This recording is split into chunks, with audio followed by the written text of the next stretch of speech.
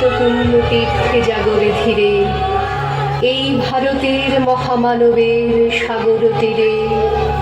হেথায় দাঁড়ায় দুবাহু বাড়ায়ে নমি নর দেবতারে, উদার ছন্দে পরমানন্দে বন্দন করি তারে।